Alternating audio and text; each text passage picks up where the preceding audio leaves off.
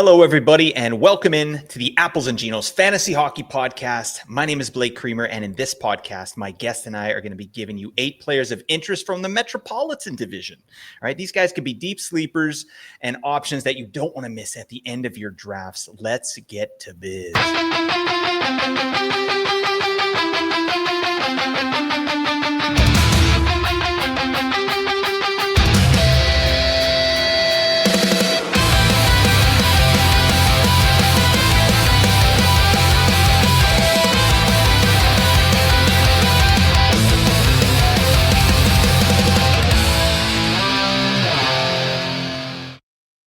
Oh, yeah. Oh, my God. New intro music getting me jacked. What the hell? I got my buddy Evan here. Evan, what's going on? How about that intro music, my man? Like as we're just looking at each other off camera, just headbanging as that went on. That was incredible stuff. Oh, yeah. I almost lost my headphones, right? I smacked into the mic. I hurt my eyeball. We do that over here. But, yeah, we got some new intro music. We're doing stuff. It's September. We almost got the hockey season here. Hello, everybody. My name is Blake Creamer. I'm your host here of the Apples and Ginos Fantasy Hockey Podcast. I got my buddy Evan Rayom here with me. He's the mock draft master, and he's a Red Wings hopeful. All right, so, buddy, how have those mock drafts been treating you? Because you guys have been crushing there on the Wednesday mocks here at AG. Yeah, love doing it. Ryan and I just finished one Yahoo mock today, so kind of doing some double dipping here with you. But yeah, no, it's been a great time. I wouldn't say I'm the best mock drafter, not quite the master that Ryan and Brian are, but maybe one of these polls I'll have the best team one of these days. You know what? Polls don't matter. All right. Dance like nobody's watching, Evan. Okay. It's funny to me. Yeah.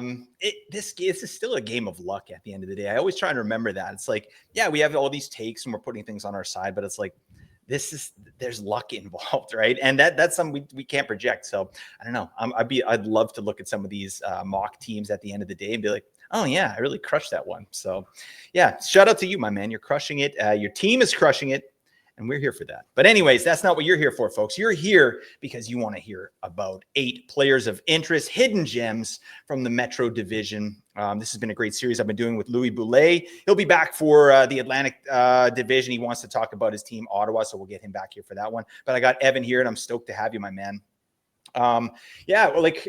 First off, even before we get into this here, did you, looking at some of these players, are these guys that are kind of on your radar in any way? Yeah, I mean, definitely some of these guys you look at in the later rounds thinking if, something can turn around. There's definitely 2 on here.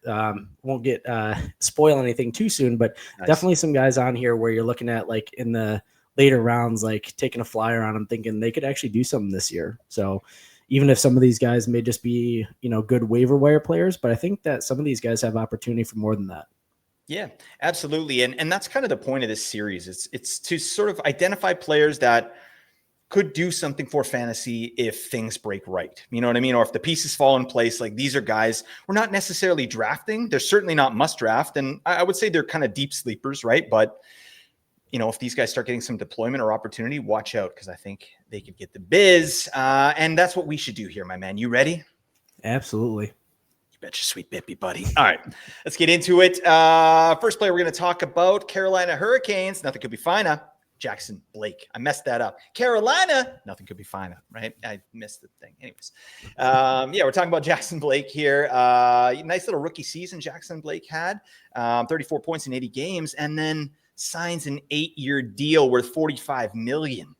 Secured the bag. What the hell? Obviously there's some, cap shenanigans there. They're deferring money, before the new CBA kicks in, but locking up Jackson Blake for that long obviously shows a lot of confidence in this player from the GM, Eric Tulsky, and on downwards from that. So this is definitely a player of interest for me, certainly because the simple fact we're starting to get power play 1 at the end of the year. This is a guy that had power play 1 time in the last quarter of the season and into the playoffs, right?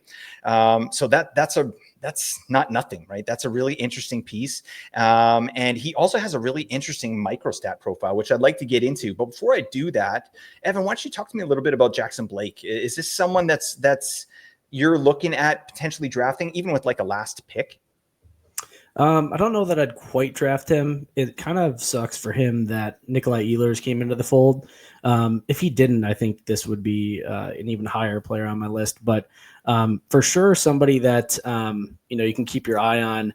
Like you said, with them signing that 8-year deal, it really shows that they kind of locked him in as a player of interest. I know Rod the Bot absolutely loves him. He loves Jackson Blake. This guy's only 22 years old. Like you said, he had a nice little rookie season, 80 games played, 17 goals, 17 assists for 34 points, 7 on the power play, 142 shots. Didn't really hit or block, only 19 and 30 in that respect. His ADP is 257, so that's pretty low, or pretty high, I guess, rather. He's somebody that proved that he can actually do stuff on the power play when he was given that opportunity. And I think that's really kind of the question is he going to get some time there this year? And I think he could. It's like you said, the GM loves him. Eric Tulsky said it's easy to make bets on someone like that when referring to his contract. And I don't really think they're going to pay him what they did to just stick him on the fourth line and bury him. He is definitely somebody that's exciting when he's given the opportunity. And we know that Carolina loves to shuffle their lines around. So on days when he ends up playing with Sebastian Aho or that top 2 lines, I think he could definitely put up some points. Yeah. And I mean, the good thing is, even in his rookie year, the line he played with more than any other line was Sebastian Aho and Seth Jarvis. That's where he was kind of lining up at even strength. Pretty damn nice. I mean, after that, it was Jesperi Kotkaniemi, Nate's favorite player, and Taylor Hall, which really not that bad for a player of this caliber in his rookie season. So he was getting good opportunity right off the bat.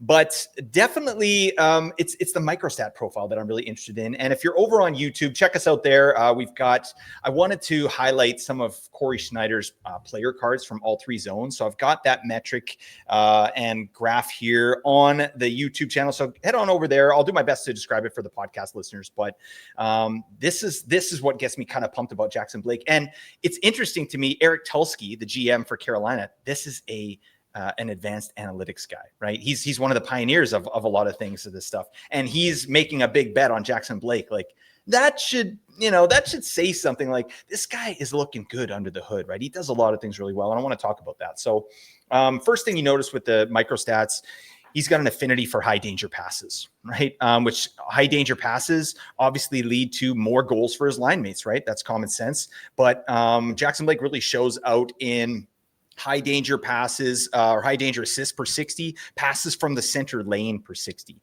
And passes from the center lane per 60, that's actually kind of like a medium danger pass, right? So it's better than like someone from behind the net heading to the point for a point shot, right? That's the lowest danger, right? And then obviously high danger passes are from behind the net or behind the goal line and passes across the slot, yada, yada, yada. Okay. But Jackson Blake is really fairly high in both metrics, high danger and center lane passes, which is really good stuff. He also looks great in play driving metrics, things like chance assists per 60, which I really like. So he's maybe not setting up the goals, but he's setting up scoring chances, right? And also zone entries that lead to scoring chances per 60, which I talk about quite a bit. Those are things that indicate to me that this is a play driver. This is a guy that can make offense happen. Whether it happens or not, it's not always up to him, right? He needs his line mates to sort of convert on those chances. But that's what's going on under the hood with Jackson Blake. The other thing is he's a great forechecker. This is a guy that he actually led the league in Corey's data in forecheck pressures per 60. So, which is Carolina's style, right? Obviously, that's what Carolina does. They dump the puck in and they forecheck the hell out of the other team. But Jackson Blake fits into Rod the Bod's system pretty damn well, right? So he's doing that. And then to top that off, Jackson Blake's individual metrics weren't terrible either. This guy was 119th overall in shots and goal per 60. He was 34th overall in individual scoring chances for per 60. So that's pretty elite for a guy, just had a rookie season, only got 34 points in 80 games, right? This is the exact type of player we're looking at. If he gets moved up the lineup, like now we're cooking, right? This guy had averaged 13 minutes, 51 seconds average time on ice last year. Nate and I have him projected for 15 this year. He could get a lot more than that, right? So, I mean, if you had to guess, Evan, where would you think that he lines up this year? Let's say power play 1, I think we know it's on the table, but it's going to be between him and Svechnikov, I think. Or maybe they move Jarvis down. I don't see them doing that, but I think it's going to be Jackson Blake or Svechnikov getting power play 1. maybe Svech to start because of the great playoffs he had. But where do you see Jackson Blake lining up at even strength? Yeah, I think you kind of nailed it. I think second line with Taylor Hall is kind of where I'm looking at. Probably either Jesperi Kotkaniemi. They have kind of daily faceoff as Seth Jarvis here at center. I don't know if that's going to be the case, but I think he's going to be second line material. Like you said, Rod loves him. He's forechecking. He's playing their system, and they just paid him that money. I think he's a great second line complement, great rush player, and with those pass assists and everything, he can definitely make some stuff happen. And I think too, like the interesting thing about Svechnikov is he was in the doghouse quite a bit with Rod, and is that going to happen again this year? And Svech has also had a little bit of an injury history, so if he gets injured or if he starts playing poorly, takes a ton of penalties and gets riding the pine because of Rod the Bod, Jackson Blake's going to get that elevation in the lineup, I think, especially to the top power play. And we've seen what he can do when he's there. So I really like that opportunity for him. And second line, I think, again, this is a guy that if you're looking at Carolina in a good streaming week, this guy's got to be at the top of your list. Absolutely. Nate and I, our aggregate projection on Jackson Blake, 19 goals, 24 assists, 43 points. And that's with only 11 power play points. So I think there's a lot of headroom there on the power play, right? If he gets power play 1 all year, you can add 5 to 10 points right on top of that, right? And also add to that, Carolina had the 24th best power play, or best, in quotations, right? They were 24th in the league in power play conversion, right? So that has some room to grow, right? You got a guy like Nikishin in here. Does he get power play time? Is that change the look of that power play? So needless to say, I think there's a lot of ways for Jackson Blake to sort of smash this projection. And his ADP on Yahoo right now, it doesn't exist. He's not being drafted. He has no ADP. And like you said, his Fantrax ADP. So this is a player I'm actually interested in. I would take a swing with him in my last pick. If it doesn't work out, you just bury him back on the waiver wire until he gets the deployment you need. So shout out to you, Jackson Blake. Amazing last name. Love that. All right, let's move on to the Columbus Blue Jackets. We got to talk about Kent Johnson. Yeah, I had this guy on my list last year too. Same exact player, and he's still underrated. What the hell? I feel like because Kent Johnson was injured a little bit last year, like he only played 68 games. I still feel like people they don't know what kind of player this is, right? This guy had 57 points in 68 games. That's a 69-point pace. Nice. Okay. Obviously it was a player of interest. I thought that he could do something for fantasy, but what I didn't see coming was the massive increase in time on ice that he had and the consistent power play 1 deployment he got from Dean Evason. So, now that it's there, I don't really see it going away, and his ADP just doesn't reflect that right now. So, Evan, talk to me a little bit about Kent Johnson, like what you saw last year, what you think might happen this upcoming season. Yeah, this is definitely the guy that I'm the most excited about on our list. But he's really shown that he can be an elite player. And again, really young, 22 years old, 2021 5th overall. Really great stuff. U of M, from U of M. So I love that. Hometown boy for me. He's got great anticipation with the puck, great facilitation. He was also super efficient. His shooting percentage was 19.51, which will probably come down, but it just shows that, he was able to kind of put it together this year. And I really think he was kind of forgotten about the past 2 years, even though being an overall high pick. He didn't really have a great stint in his first year in the AHL. But he showed what he can do when he's given the opportunity here in Columbus. He missed the first 14 games or kind of in the early part of the season due to a torn labrum, but after that, it was off to the races. They're kind of projecting him second line with Fantilli and Voronkov, which I think will be a good spot if he's on the second line, but I think he's going to still start on that top power play. And that's kind of where his value lies to me. Columbus's power play, I think, has room to improve as well with all those young guys getting better, like Fantilli, like Marchenko, like him. I really am excited about what Kent Johnson can do this year.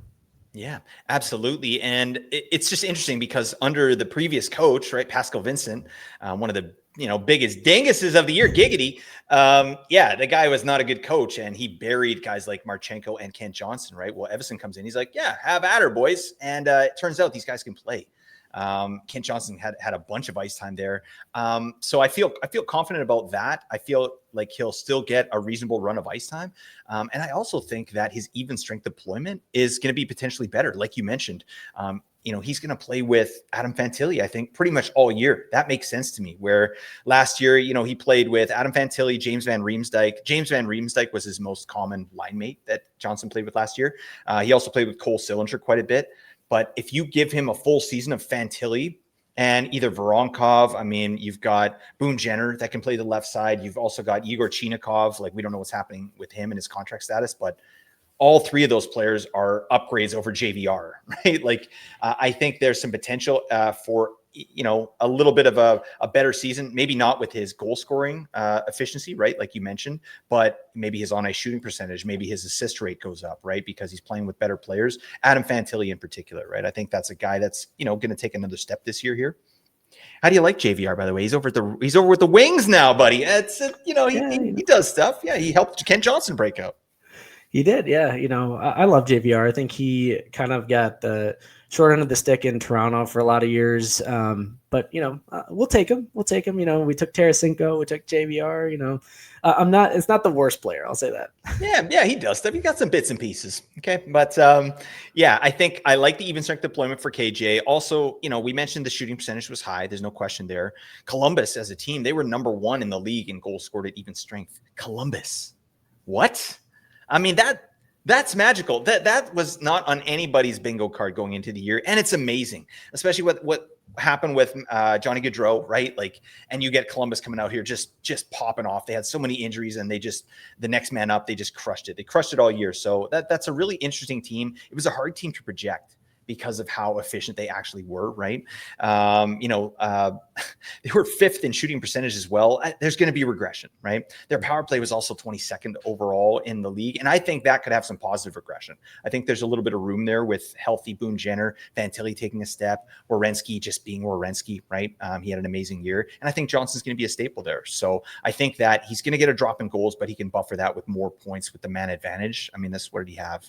He had 15 power play points. I think this could be a 20 power play point guy for sure. So I think he can kind of buffer that regression with goal scoring. Periffs with KJ, no. All right, it's like a fart in the wind with this guy, just blown away. It's not going to be there, right? He's an old dancing boy. He's a cowpoke. He doesn't do that. All right, he actively avoids hitting.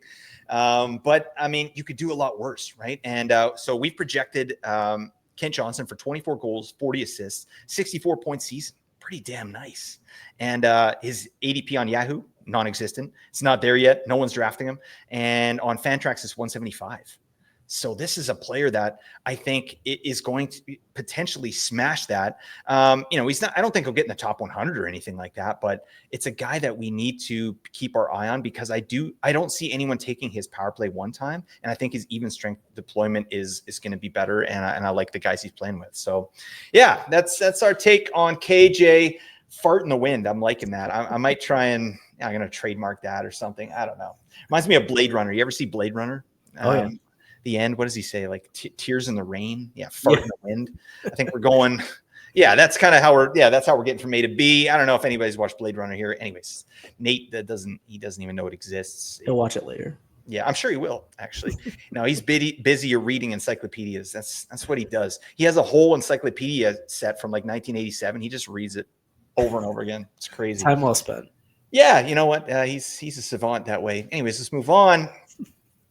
Let's talk about Stefan Noesen of the New Jersey Devils. Oh yeah, he's a mega beefer. He does that.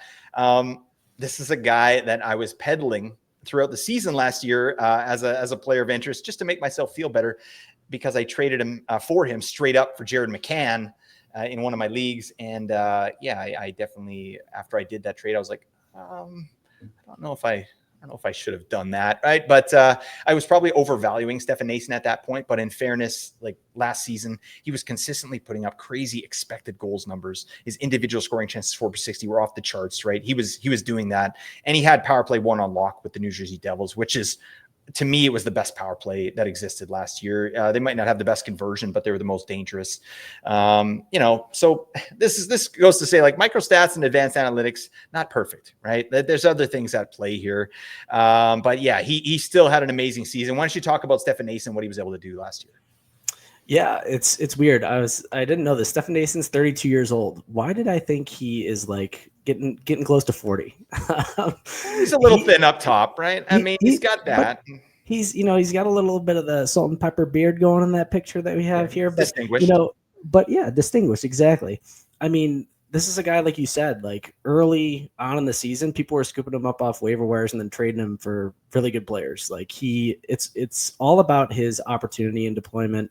Really for him, it's if he can stay on that top power play. And I think he can. Like, are they really going to put Timo Meier out there, like, and put somebody else in net front? Like, he did that, and he did it better than anyone else in their team with the net front presence on that power play. Yep.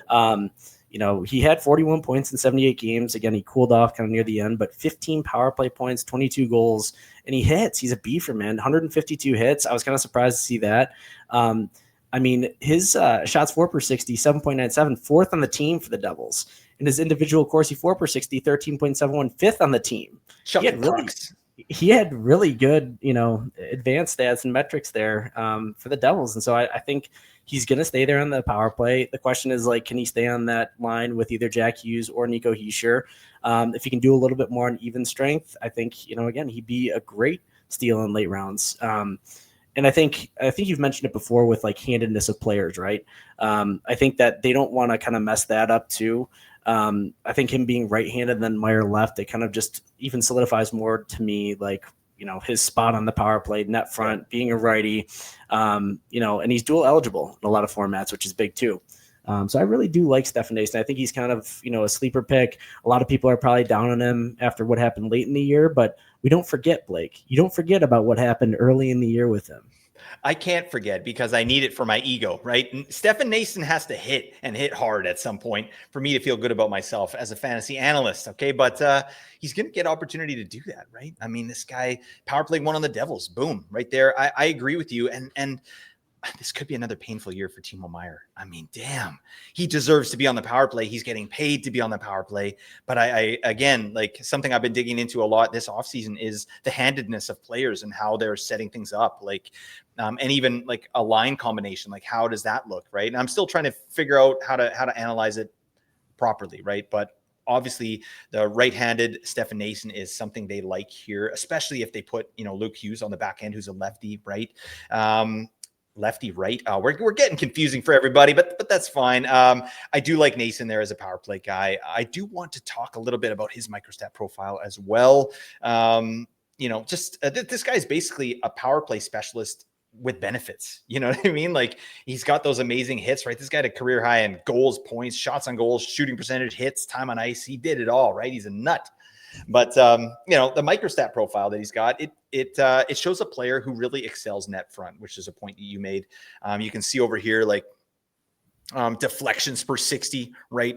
Off the chart, off the chain. All right. So, he's getting in position, right? He's very like Chris Kreider-esque, right? He's really good at tipping pucks or getting deflections, right? Also, shots off of rebounds. You can see that right here, really high in that metric as well. I think that Noesen, he plays through contact as well as anyone in the league. Like, and I don't think that's a hot take there. We talked about his right-handed shot, his touch around the net. I think that's something that Keefe likes on the power play. 53% power play share for this man last year. That might go up. Timo Meier fans. I'm sorry. This guy's also a hits merchant, right? And he's got a nasty streak too. I think that his value should be a little higher in category formats as well. But at the end of the day, his role in the top six, I think, fairly secure. He's going to start the year with Meier and Hischier on the second line. I think that's his spot there. New Jersey as a team, they had a difficult time finishing at even strength last year. And I think there's some positive regression that could happen there as well. We had Jack Hughes missing for 20 games. So what does that do to your team? Not like he's the most efficient player in the world, but I think you get a player of Jack Hughes caliber, you're probably going to score more, right, with him in the lineup. So, Stefan Noesen, this guy's quietly carving out a niche for himself as a power play specialist with benefits. And again, we're trademarking that as well. Drafting Stefan Noesen, maybe. right? I feel okay about that. But yeah, at the very least, you're running to the waiver wire when New Jersey has a good schedule to pick this beefer up. Apples and Ginos, we projected him for 22 goals, 23 assists, 45 points. That's a pretty nice season. That's a career high for Stefan Noesen there. And honestly, if he starts cooking on the power play, he could smash that as well. So yeah, get yourself some Stefan Noesen. You going to draft this guy, Evan? Don't know if I'm drafting him, but like you said, like I'm going to be the first one on the waiver wire to pick him up on a good week. And guess what? If he starts racking up those power play points, racking up those hits, he's going to be a hard drop. I don't know. Like I think he could be draftable in certain formats, but yeah, man, it's just I don't think they're going to put Meyer on that top power play. I just Sheldon Keefe is allergic to it. I don't think he's going to do it. Make it work. I mean, I love Stefan Noesen, but I love Meyer more. Can you just please put Meyer on the power play? Just do it. Let's just give him some time. Give him like 25 games. Let's see. Let's let them work it out. They're talented players. I don't know. All right, but this guy's a beefer. I'm into Stefan Noesen. He's more than just a guy that plays on the power play. He does other things. So shout out to him.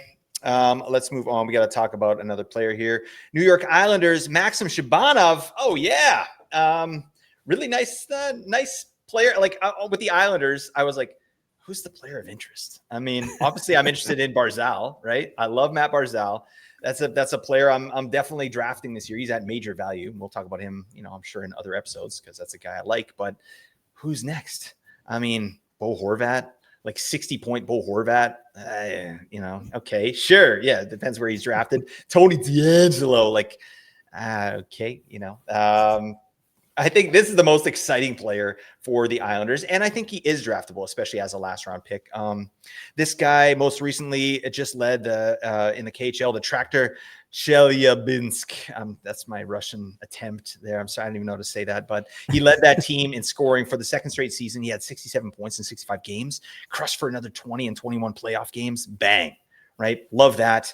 And one thing I noticed just looking through some highlights with Shabanov, this is a guy that's far from a perimeter player, right? He has a nose for the net. He's scoring his goals in like high danger areas, right? So he's getting to the slot. He's getting he's getting ahead of the faceoff circles. And that's where a lot of his shots are coming from. He's got high level speed, great hockey sense.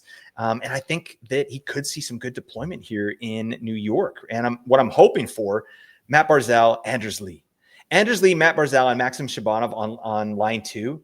That sounds pretty nice to me. I feel like with Barzal as kind of the zone entry machine, right? He's amazing at that. One of the best in the league.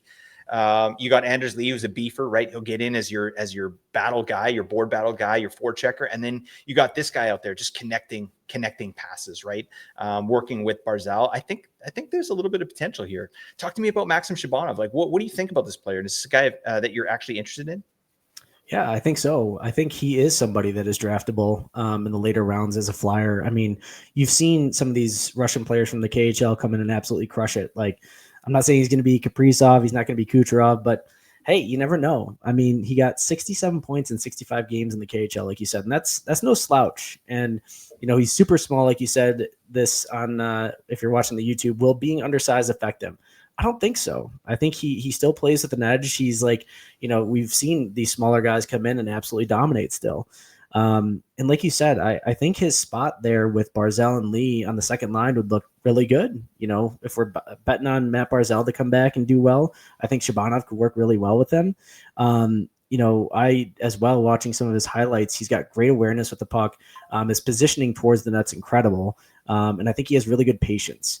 And I think all those things could work really well for him on that line.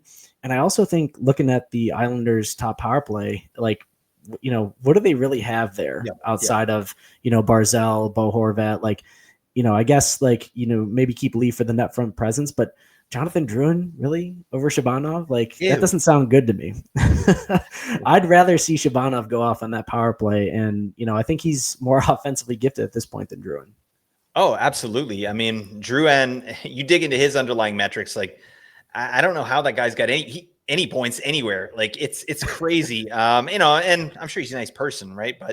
But just what he generates under the hood is jack squat. You know what I mean? That's a guy that got his points by massive deployment, right, in Colorado and playing with Nathan McKinnon. right? And on the power play, and he still didn't get very much. So Drouin they didn't pay a bunch for him, so that's fine. But yeah, Patrick Waugh, I watched some interviews with him, and he's really excited about Shabanov. He likes the way he plays. He's had conversations with him. He also mentioned that he is going to get power play time. So he didn't say power play 1, but he said he's going to get power play time. So that's great. That's what we want to hear. Like, start him out on power play 2. That's fine. But I think this is a player that's going to kind of work his way up. And, like you mentioned, undersized, right? This guy's like 5'8", 157 pounds. Dang. Okay. I mean, yeah, you have to be able to do other things, right? And something I will say too, like these players coming over from the KHL, like it's fun to get excited about them, but also that's a way different league. Like, it's a way bigger rink. It's not as physical, right? So it's really good for players like Shabanov, like these high skill, fast players, right? But he's not necessarily the most physical player. So for reference, Vitaly Kravtsov was the second scoring player on that team, and he had a massive season too. And we know what he did when he was with the Vancouver Canucks. He just got picked up again by the Canucks. So we got our own Shabanov over here in Canuck land. But A doesn't equal B all the time, right? We're gonna have to see. But this was a guy that was highly sought after in the offseason. I think that he picked New York because of the potential ice time he could get and the opportunity that he would get. And I think there's a runway for him. I think he could get power play 1 right out of camp if he has a good camp. Right. Because like, what are we looking at here? Like you said, Jonathan Drouin, that's probably the guy holding him back, or Anders Lee, even like Anders Lee spent a bunch of time on power play 2 last year. Get him off, whatever, like have a different look there. But I do think Shabanov's going to have a cup of coffee on power play 1. And if he's able to perform, then yeah, now we're looking at something, right? This is definitely the kind of upside pick I'm into in the end of my draft. So projection for Apples and Ginos for Shabanov, 18 goals, 26 assists, 44 points. Is that spicy? I don't know. I feel maybe it's a little spicy, but that's only with 11 power play points and 15 and a half minutes average time on ice. So I think there's room, right? He could get 15 power play points and 17 minutes average time on ice. Now we're looking at a 55-point player, right? So definitely someone to watch. I think he's going to play with Horvat or Barzal. It's a good place to be. Fantrax ADP 264. No. All right. We can, let's have some fun. This guy's a fun pick. Get some Maxim Shabanov in your life. So there you go. All right, we've reached the halfway point of our show here. We're right at 30 minutes, just like we planned, Evan. Thank you very much for your service.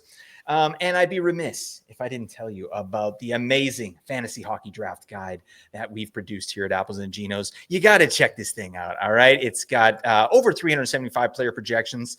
We got 32 team previews, a very deep stuff in the articles there. We got sleepers articles. We got power play projections. We got all this kind of crazy stuff. Nate wrote a really good article as well, how to outdraft the smartest player in your league. I mean, it's pretty elite stuff. You want to get your hands on that. I've been playing fantasy hockey for years, and I read it, and it's just making me think about things in a different way. So you got to get your hands on this thing. It's a great document.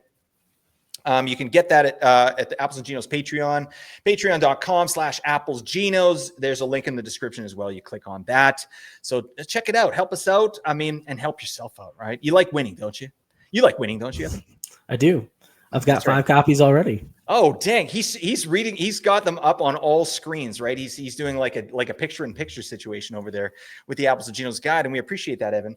Also, I should mention Apples and Ginos. We have our own fantasy hockey league here going on, the Apples and Ginos Patron League, or as we like to call it, the Apple. And you see how that works. Right?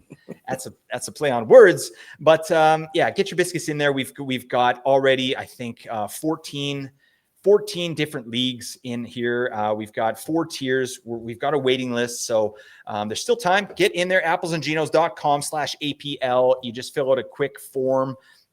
For you to be in the league, you have to be at the $2 Patreon level and just remain there throughout the season. So that's not too shabby. All right. You get your biscuits in there. Plus the prizes, you're going to get some Apples and Ginos merch. Plus, if you're in tier 1 and you win, you get a sweet trophy. All right.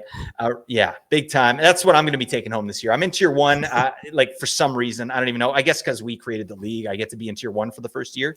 So I feel good about that. But yeah, get into the Apple. We're doing stuff over there. It's been a really fun summer for Apples and Ginos, and all this stuff is kind of coming out now. So get the draft guide, get in the Apple, check us out. All right. And also check us out on YouTube. All right. Hit the like, hit the subscribe, get the biz. You ready to get the biz, Evan, on our next player here? Was my copy of the Fantasy Hockey Guide the only one that came with a personalized song from you and Nate? Yeah, it was. And also that centerfold, photo shoot that Nate and I did crossing the streams. Yeah, we had the deep V's crossing the streams. That's only for content members as well. So I'd appreciate it if you don't share that. That's premium quality content right there, Evan. That's for your eyes only. Okay, priceless. Okay. Oh, thank you very much. All right, let's move on. We got to talk about the New York Rangers. We got to talk about Alexis Lafreniere.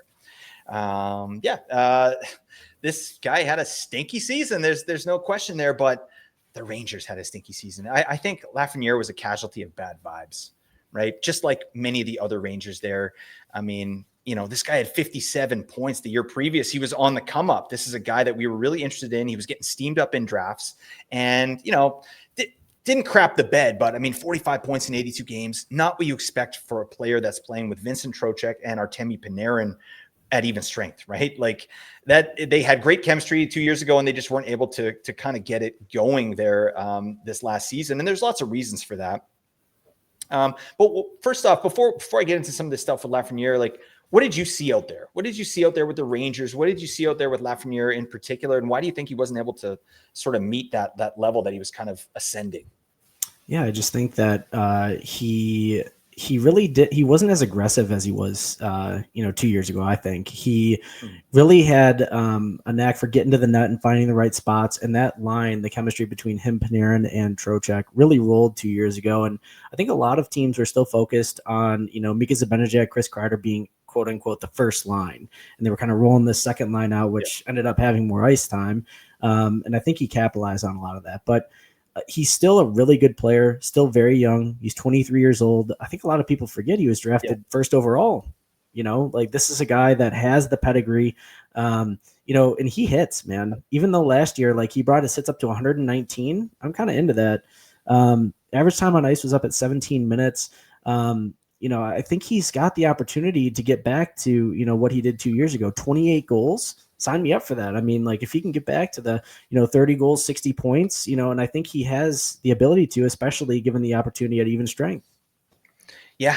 I'm really big into the Rangers this season. I feel like last season was an outlier. It wasn't, who they truly were. I think there was a lot of things going on, right? With Lafreniere in particular, I want to dig in on some of the microstats here. I've got a side-by-side over on YouTube, so go check that out. I've got his microstat player card from 2023, 24, and then 2024, 25. And you can see, if you look over here, his 2023-24 season, he went bonkers, right? Like that line cooked.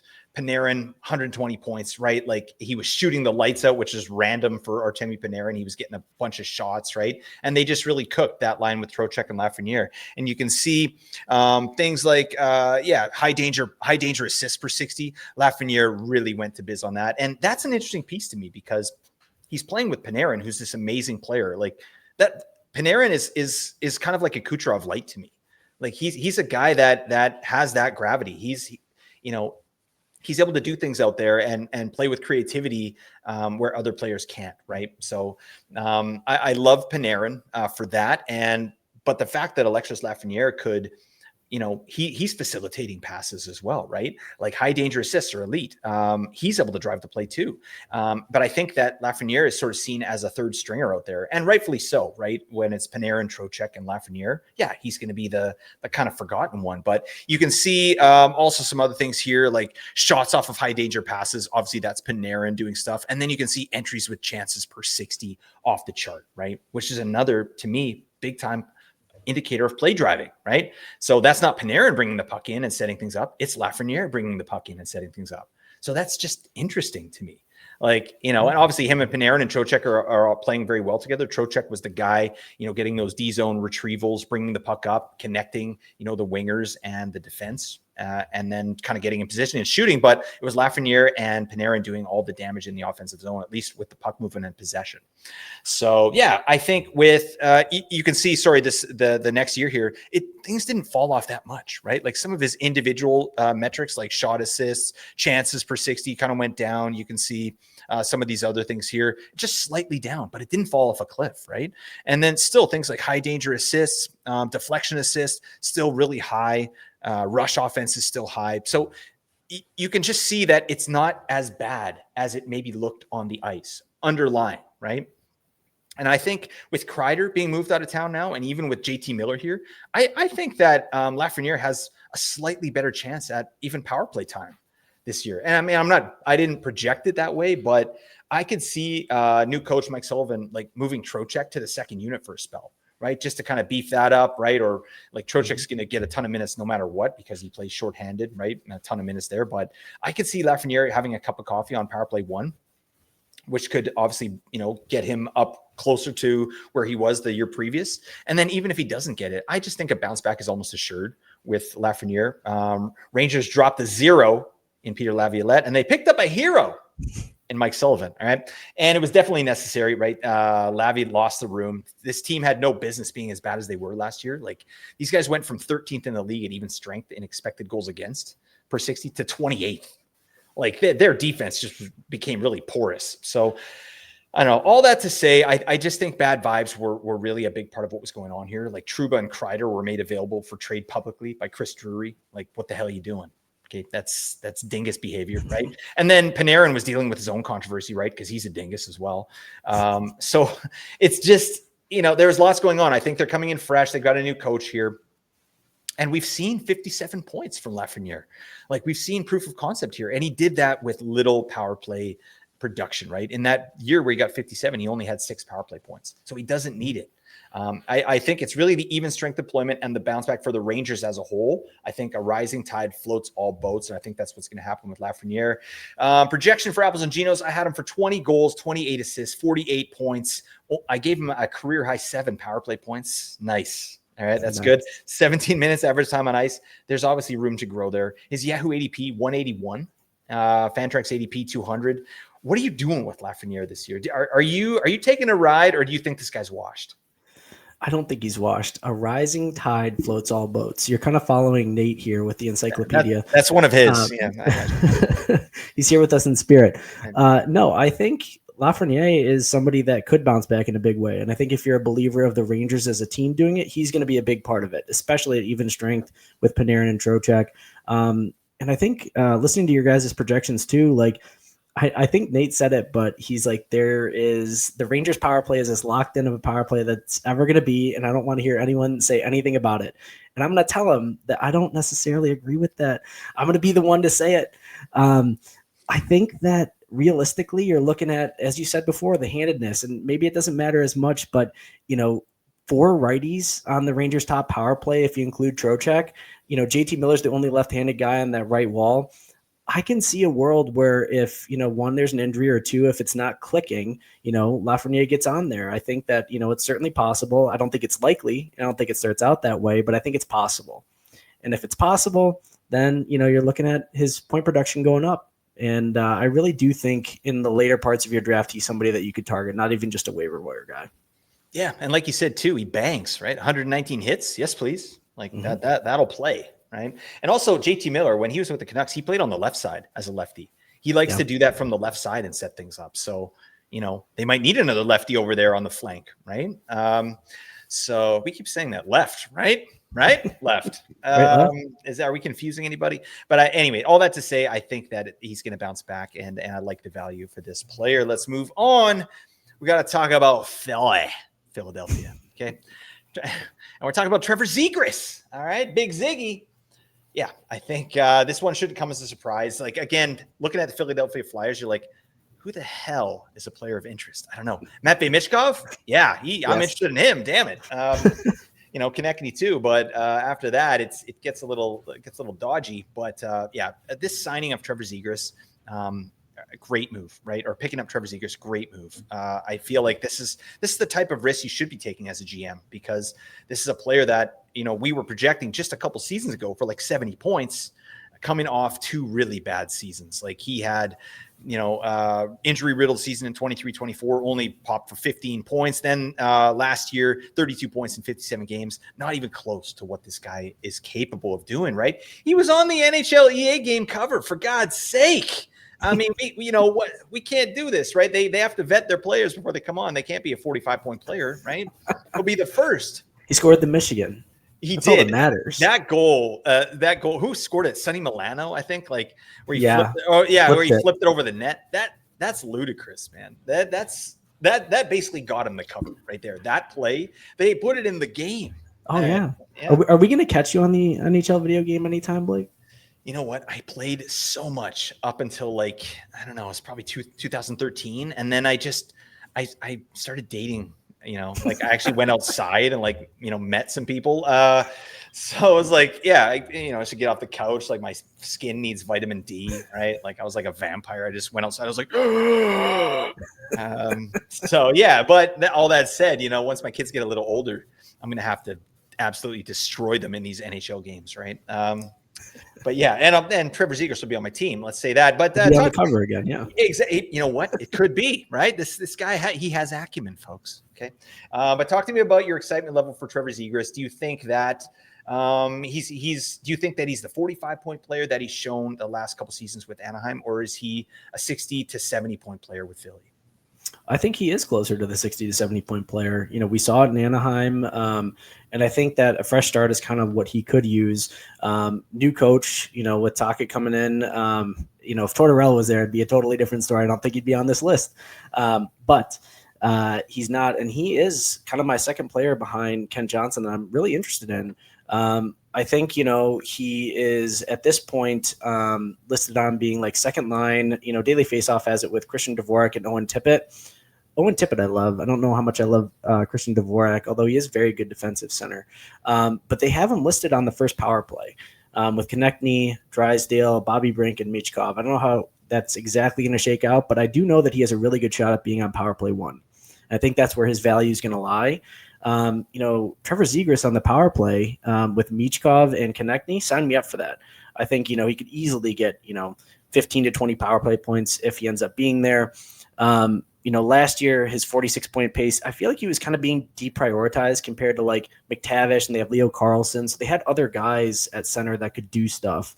And he's, you know, he's not necessarily the best defensively, but for fantasy, we want offense. And I think they're going to look for that in Philly.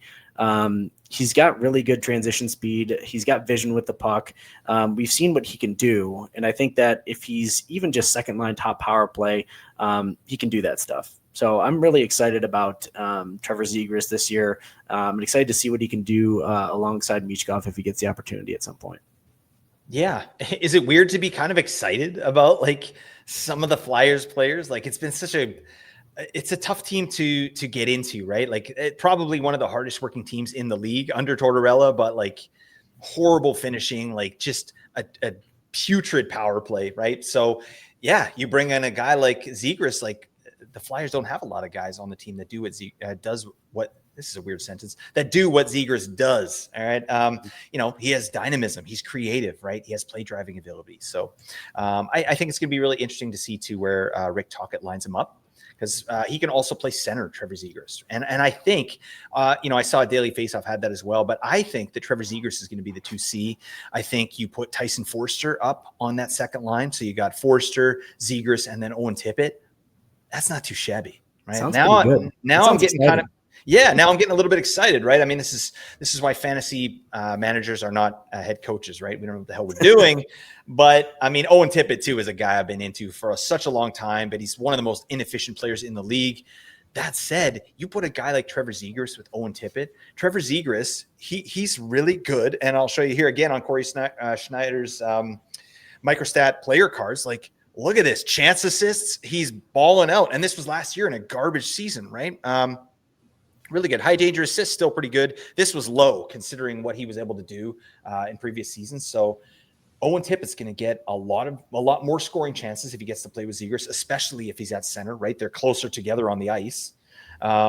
You know, and I just think that Tippett he's a chucker. He's the ultimate chucker. He skates in. He's an amazing skater. He's got a great shot. Can't hit the net. That's fine.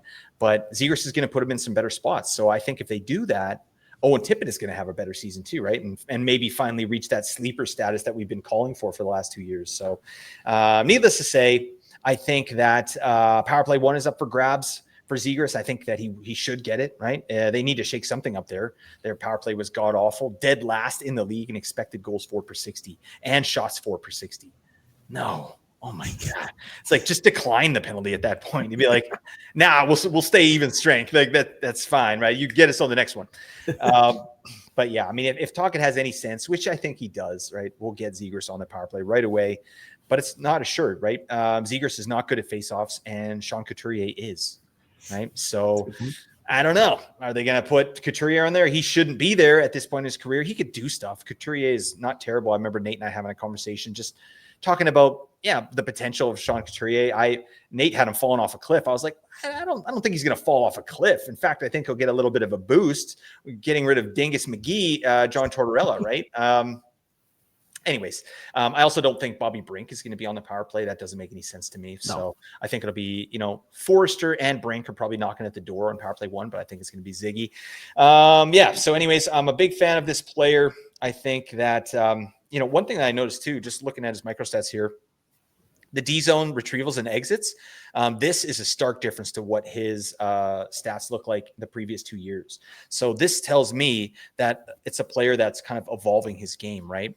These things are like retrievals leading to exits. So he's basically going back, supporting the defense, and exiting the zone, right? He's helping support that in a positive way, right? Also, like, what is this one here? Yeah, exits off retrieval percentage, exits with possession. That's another sign. Like, he's not just dumping the puck out like Carolina does, right?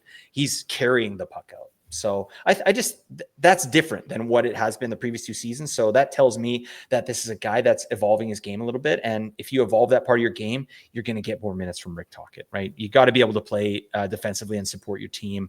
And I'm sure he's going to be happy to get away from the Greg Cronin hellscape in Anaheim. All right. Like, power play 2, Trevor Zegras. Yeah, sure. Greg Cronin, make it make sense. I don't know what the hell is going on with that man, but shout out to him. Anyways, Trevor Zegras projection, 20 goals, 34 assists, 54 points. I like that. I actually didn't get his ADP. I don't know. Do you have his ADP on Fantrax there? I'd just like to see like where he's going, because like it's crazy value for Trevor Zegras, especially because he has dual eligibility as well. Yeah, and that's kind of the thing, right? Dual eligible, like left wing Trevor Zegras. I mean, that's really good stuff. His ADP on Fantrax is 194. Which again, like, you can get him really late in your drafts as like your last left wing, as like a flyer, like I think it's great as a flyer, but you have an established relationship with Rick Tocchet, like, so maybe you can get into his ear and then tell him how good Trevor Zegras is. We get a left wing player, top power play with Michkov. You already talked about, how he doesn't like dumping the puck in. I don't know if you saw the interview with Michkov that, Torts kept telling him to dump the puck in. And he's like, why would I do that? Like, then you lose the puck, and I'm good with the puck. Like, it doesn't make any sense. Get a 19-year-old kid telling John Tortorella how to play hockey. And he's right. That's the problem, is he's right. What are you doing? Talk and I are good friends for sure. That man's cheekbones. What the hell's going on there? All right. Is he cutting weight? Is he fasting or something? I don't know. We got to get some meat on those bones. But yeah, he's a beauty. I was pissed at him a little bit when he left Vancouver here, but it makes sense. I think there's a lot more behind the scenes, and he's a really good coach, and that's going to be a net positive for the Flyers. And John Tortorella did have that team working their asses off, like that. There's no doubt about that. So he created a culture of fear, right? But also I think he built some good habits there. And now to have kind of a more players relationship coach come in, and Rick Tocchet still has, high expectations and boundaries, but he's a players coach, and he doesn't come in with his, this is my way or the highway. Like, he tailors things to each player, right? So I think it's going to be a net positive for Philly. I think that Zegras is going to he's going to be just happier in general, and a happier player is a more productive player, right? And then, Michkov will be able to carry the puck into the zone as he should, which makes total sense. All right. So anyways, that's that. Let's move on. We got to talk about the Pittsburgh Penguins. Ville Koivunen. This is our player of interest for the Penguins, and we have a pretty small sample size with this player. He did play 8 games with Pittsburgh towards the end of the year there. But what I really liked about Koivunen, he saw like some pretty decent ice time. I mean, he skated in his 18 minutes average time on ice in 8 games for a young player. And obviously Pittsburgh had nothing to play for when they brought Koivunen up, but they gave him a good long look, and they put him in a position to succeed. They had him with in the top 6 there. So he was playing with either Crosby and Rust or Malkin and Raquel.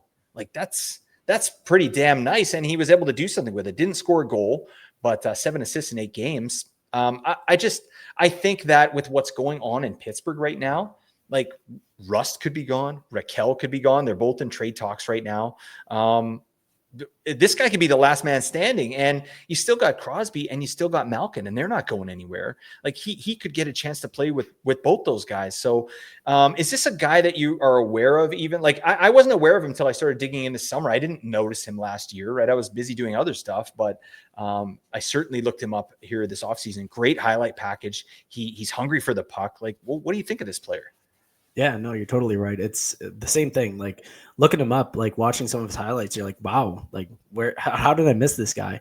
And I think we missed him because he's on the Pittsburgh Penguins. And, Right. they're kind of heading into a rebuild here, but he is part of their future. He's super young, 22. Like you said, he drives the net like crazy. He has good puck possession, and it's what they were giving him in his time on ice. I know it was the end of the year, but he was averaging 18.07 time on ice. He had 3 power play points in 8 games. He kind of showcased that he can do it there. And I think he has a good chance to.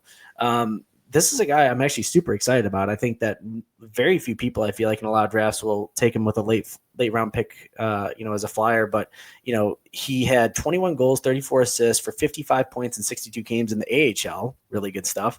And I think he showed out at the end of the year. He's going to play with Crosby. He's going to play with Malkin. And I think kind of like you put on the slide here for the YouTube, like power play 1 potential. Like he ended up showcasing there what he can do. Daily face-off hasn't projected staying there to start the year with Brian Rust, Erik Karlsson, Sidney Crosby, and Rickard Rakell. It was weird that they didn't have Malkin there for a period of time, but I don't know if he can really truly like produce there anymore. I don't know. And maybe they want to split it up a little bit, having him and Chris Letang on the second unit. And then again, is Rickard Rakell going to get moved? Like, and then he just kind of continues to play along Crosby and Rust. Like, this is a guy that very well could put up some points and be on no one's radar. So I'm glad you brought this player to the table. Yeah, I think that's absolutely right. Who's radar? Ville Koivunen. What? I mean, like the interesting thing too, Koivunen, he led his team there, the Wilkes-Barre Scranton Penguins. They got an epic logo too. I love this penguin logo. He's got like a little penguin with red gloves. You ever seen this thing? Okay. He outscored Rutger McGroarty, right? Who's like a guy that, people are talking about, right? McGroarty had 39 points. Koivunen had 56.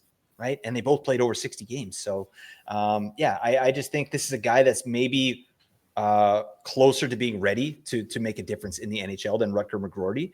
And we're sort of treating him as such. So in terms of rejection, the A&G aggregate has him for 16 goals, 30 assists, 46 points. That might be spicy too. These are the ones where we get in trouble, where we're projecting as like a player out of nowhere and we give him like a good, like that's a reasonable projection, right? I mean, this could go sour, right? He could not even make the team out of camp, right? So obviously we got to look and see what's going on here. But I think with everything that we've seen and kind of the underlyings and the scouting reports on this player, this is a guy that really, I think he has a good chance to pop, a good chance at the very least to get potential and maybe big potential, right? With a guy like Sidney Crosby, still one of the absolute best players in the league. Crosby's your favorite player's favorite player. All right. And Koivunen might be able to play with him. So I like that. Shout out to Ville Koivunen. I think there's some juice there. Let's move on to our last player, Washington Capitals. And we're talking about Aliaksei Protas. Yeah.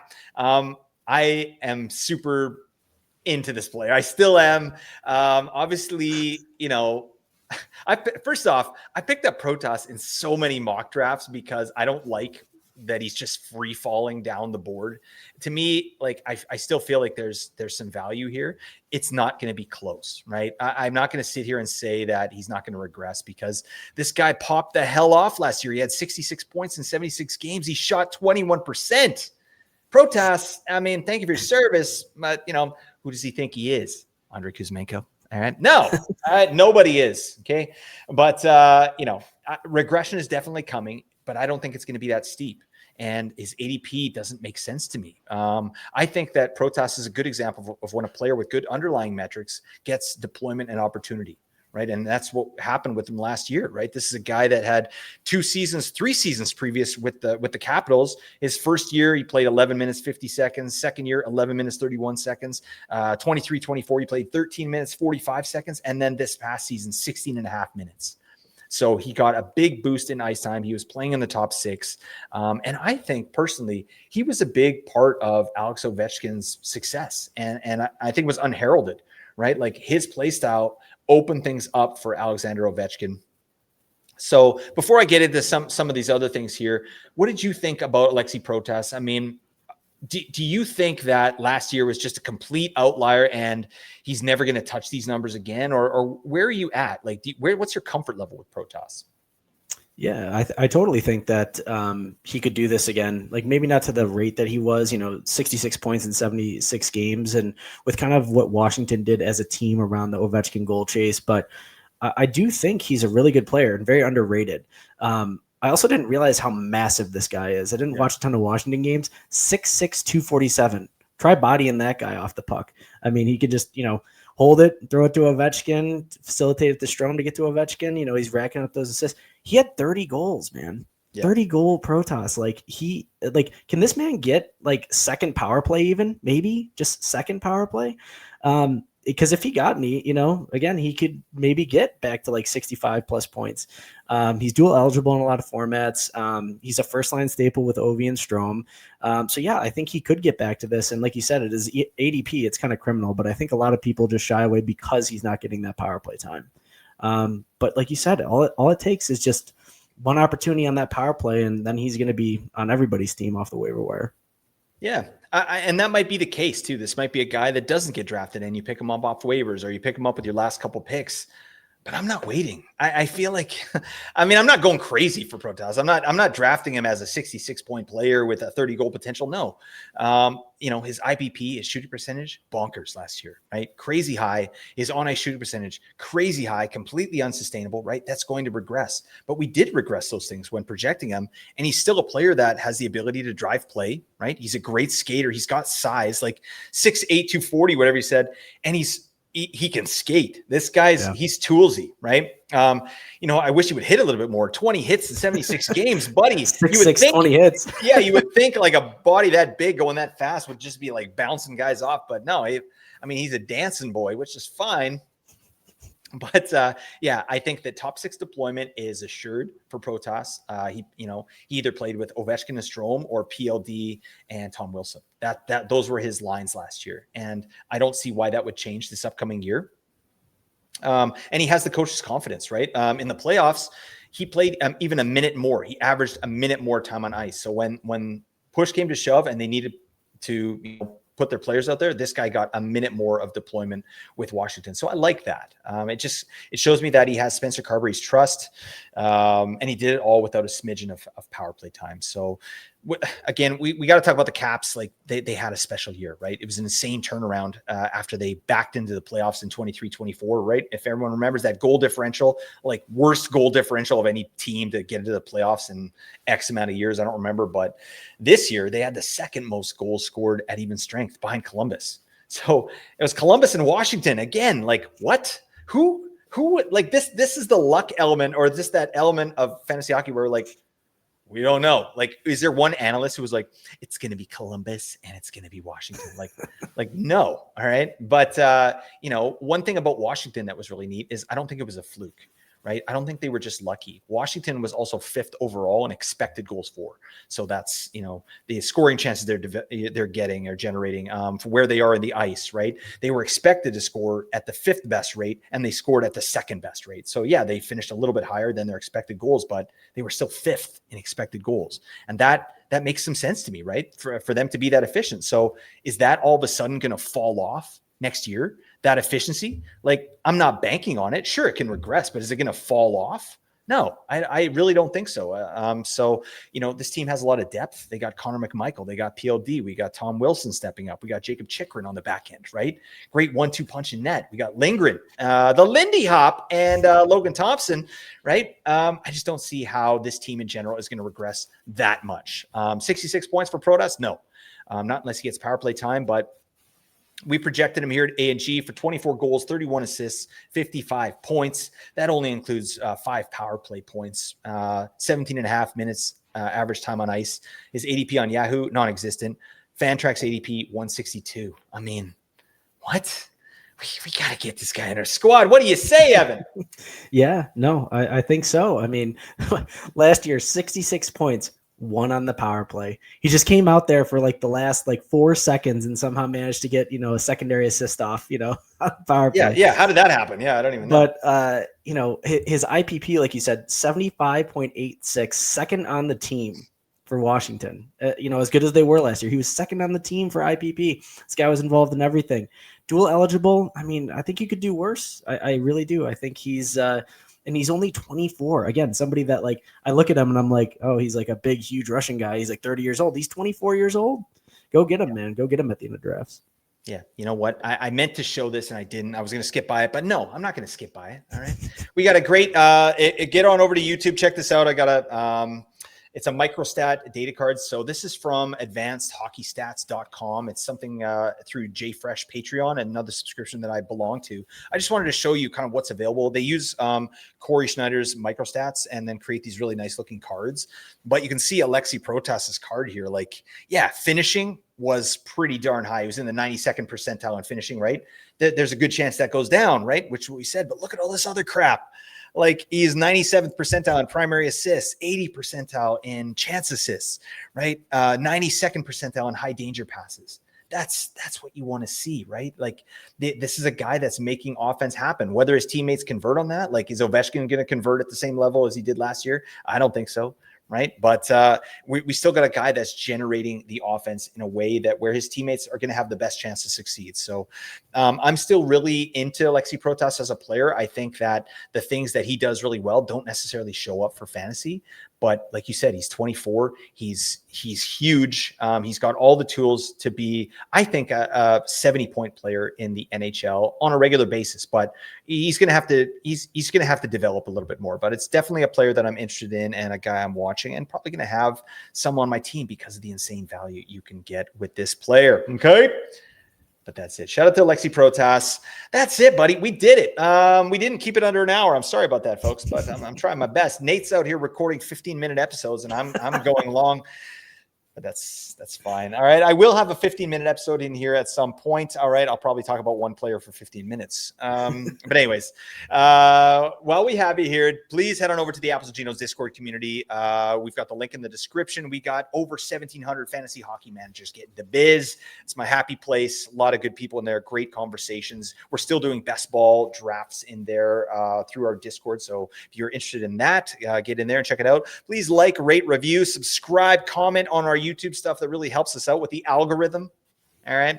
With the AI. All right. The machine. We need to please the machine. Evan, you know what I'm talking about? Oh yeah. All time. Sweet. Yeah. Appreciate that. All right. And also check out the Apples and Ginos Patreon. Please get over there. We've got different tiers. Like I said, if you want to be in the APL, you just need the $2 a month level tier and you get the biz. Also, if you do the $50 a month tier, you get the cross streams with Evan and I. Evan, does that feel good? Are you committing to that at this point? Yeah, sign me up. I mean, like I said, I think that tier should also include a personalized song from you, listening to some of your old material. That's right, buddy. All right. I have material. All right. And no one wants to listen to it. All right. But that's fine. We're going to cross the streams at a later time. Evan, appreciate you being on the show. Really glad you were here. Thanks for doing that. This guy's double dipping. That's the level. That's the level we go here at A&G. All right. But I'm getting long in the tooth. All right. That's all we got for this episode here. I hope it brought you a little bit of value and helped you get a little bit better at fantasy hockey today. All the advanced stats you heard today came from Natural Stat Trick, all 3 zones, advancedhockeystats.com. There are a couple paid resources, Natural Stat Trick, terrific free resource. Many thanks to my brother, Matt Creamer, who made the intro music there. Really appreciate that. But that's all we got, folks. Celebrate your day. Bye for now.